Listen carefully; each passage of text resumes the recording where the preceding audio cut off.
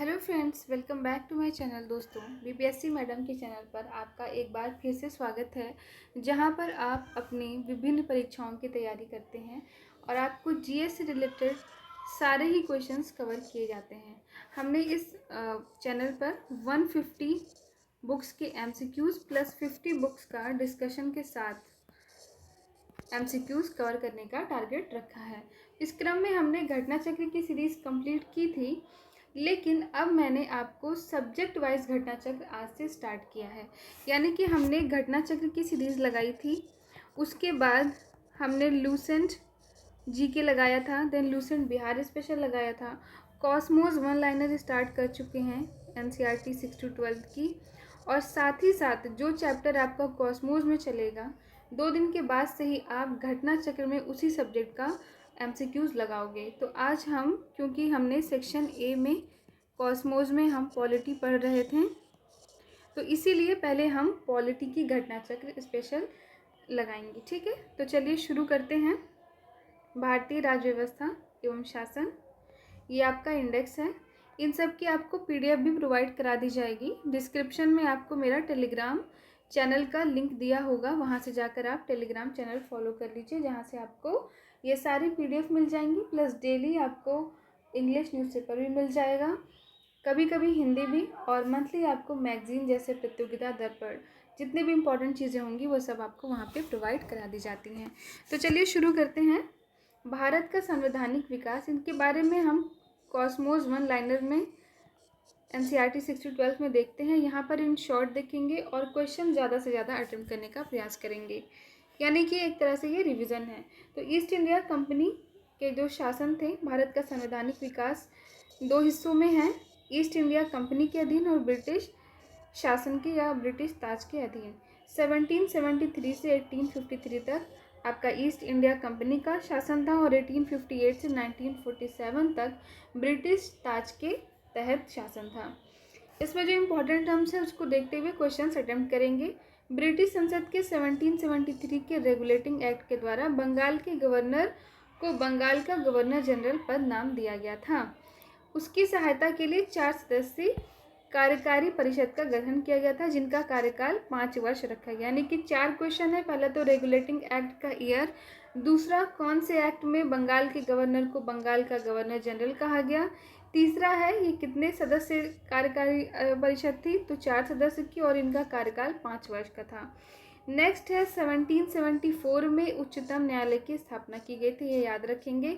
इसमें एक मुख्य न्यायाधीश थे जिनका नाम क्या था, एलिजा एम्फे, और 3 अन्य न्यायाधीश थे, ये भी याद रखेंगे। पिट्स इंडिया एक्ट 1784 द्वारा कंपनी के राजनीतिक और व्यापारिक कार्यों का पृथक्करण किया गया था। नेक्स्ट है 1786 के अधिनियम के द्वारा गवर्नर जनरल को विशेष परिस्थितियों में अपनी परिषद के निर्णय को निरस्त करने अथवा लागू करने का अधिकार दिया गया था। नेक्स्ट 1813 के चार्टर एक्ट द्वारा पहली बार भारतीयों की शिक्षा पर प्रति वर्ष 1 लाख रुपए खर्च करने का उपबंध किया गया।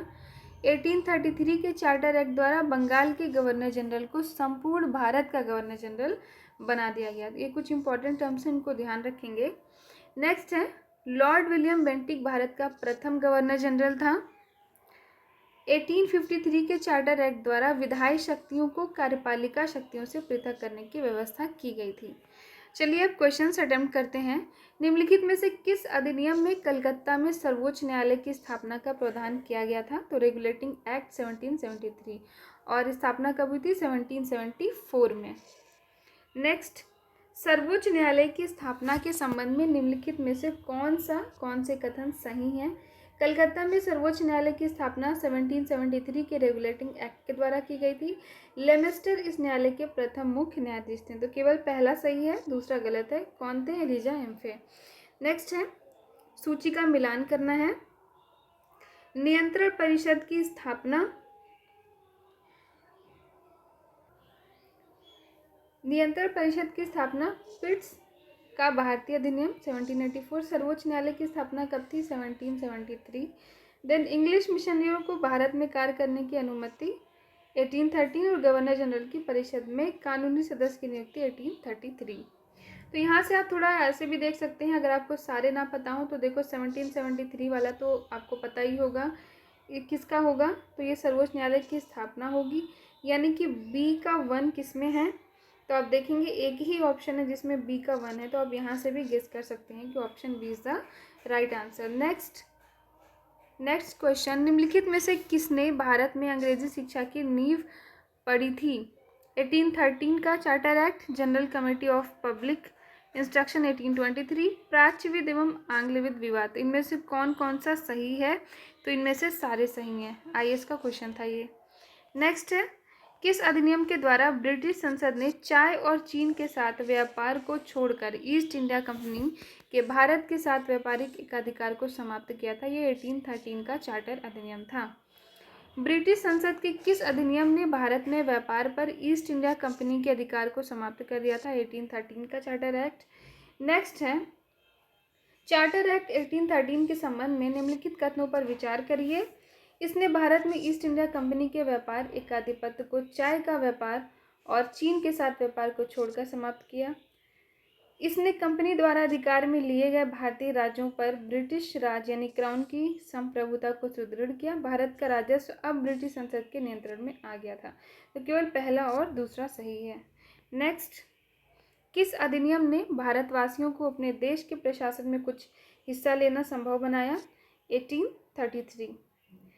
चार्टर एक्ट 1833 की धाराओं में सबसे महत्वपूर्ण धारा 87 थी, जिसमें कहा गया था कि किसी भी भारतीय अथवा क्राउन की देशज प्रजा को अपने धर्म, जन्म स्थान, वंशानुक्रम, वर्ण अथवा इनमें से किसी एक कारणवश कंपनी के अधीन पद अथवा सेवा के अयोग्य नहीं माना जा सकेगा। कालांतर में राजनीतिक आंदोलन में 1833 एक्ट की ये धारा प्रशासन में भागीदारी हेतु मुख्य आधार बनी थी। नेक्स्ट, ब्रिटिश ताज के शासनाधीन पारित अधिनियम। 1858 के द्वारा भारत का शासन ब्रिटिश ताज के अधीन कर लिया गया, यानी 1857 क्रांति के बाद से जो शासन है वो ब्रिटिश ताज के अधीन कर लिया गया था। नेक्स्ट है, गवर्नर जनरल को अब भारत का वायसराय कहा जाने लगा। ब्रिटिश ताज का प्रत्यक्ष प्रतिनिधि बन गया। लॉर्ड कैनिंग भारत का प्रथम वायसराय था, इंपॉर्टेंट है। नेक्स्ट है, भारत परिषद अधिनियम 1909 को मार्ले मिंटो सुधार के नाम से जानते हैं, ये इंपॉर्टेंट है, ध्यान रखेंगे। देन 1919 को मॉन्टेग्यू चेम्सफोर्ड सुधार के नाम से जाना जाता है। नेक्स्ट, 1935 का एक्ट, भारत शासन अधिनियम 1935, ये ज़्यादा इंपॉर्टेंट है। इसके द्वारा सर्वप्रथम भारत में संघात्मक सरकार की स्थापना की गई। इस अधिनियम के द्वारा प्रांतों में द्वैध शासन समाप्त करके केंद्र में द्वैध शासन लागू किया गया था। नेक्स्ट, भारतीय स्वतंत्रता अधिनियम 1947 ने 15 अगस्त 1947 को भारत को एक स्वतंत्र एवं संप्रभु राष्ट्र घोषित किया था। इसने वायसराय का पद समाप्त कर दोनों डोमिनियन राज्यों में गवर्नर जनरल का पद सृजित किया। इसके अंतर्गत ब्रिटिश शाही उपाधि से भारत का सम्राट शब्द समाप्त कर दिया गया। आइए क्वेश्चन अटेम्प्ट करते हैं। भारतीय परिषद अधिनियम 1861 के संबंध में निम्न कथनों को पढ़कर सही विकल्प चुनें। इस अधिनियम के फलस्वरूप गवर्नर जनरल की कार्यपालिका परिषद में कुल सदस्यों की संख्या 7 हो गई। विधि निर्माण के लिए अतिरिक्त सदस्यों की संख्या कम से कम 6, अधिक से अधिक 12 कर दी गई। प्रांतीय और केंद्रीय विषयों में किसी तरह का भेदभाव नहीं रखा गया, तो इनमें से केवल दूसरा और तीसरा सही है। नेक्स्ट है, विवादित क्वेश्चन है, इसको छोड़ देते हैं। नेक्स्ट क्वेश्चन, निम्नलिखित में से किस अधिनियम के अंतर्गत भारतीय विधान परिषद को बजट पर बहस करने की शक्ति प्राप्त हुई? 1892। ब्रिटिश शासन में सांप्रदायिक प्रतिनिधित्व की व्यवस्था निम्नलिखित में से किस अधिनियम द्वारा की गई थी? ये मार्ले मिंटो सुधार, इंपॉर्टेंट है। नेक्स्ट है, 1909 का अधिनियम किससे संबंधित था? पृथक मताधिकार से। निम्नलिखित में से किस एक अधिनियम द्वारा भारत में संघीय न्यायालय की निम्नलिखित में से किस एक अधिनियम द्वारा भारत में संघीय न्यायालय की स्थापना की गई थी? इनमें से कोई नहीं है। 1 अक्टूबर 1937 को भारत सरकार अधिनियम 1935 के अंतर्गत संघीय न्यायालय की स्थापना की गई थी। भारत का संघीय न्यायालय निम्नलिखित में से किस वर्ष में स्थापित किया गया था? 1937। केंद्र में द्वैध शासन किस अधिनियम के अंतर्गत स्थापित किया गया था? भारत सरकार अधिनियम 1935। निम्नलिखित में से किस अधिनियम ने केंद्र में द्वैध शासन प्रणाली स्थापित की? 1935। सेम क्वेश्चन, रिपीटेड क्वेश्चन हैं। 1919 के भारत शासन अधिनियम की निम्नलिखित में से कौन सी विशेषताएं हैं? प्रांतों की कार्यकारिणी सरकार में द्वैध शासन की व्यवस्था, मुसलमानों के लिए पृथक सांप्रदायिक निर्वाचक मंडलों की व्यवस्था, केंद्र द्वारा प्रांतों की विधायी शक्ति का हस्तांतरण। तो पहला और तीसरा ही सही है।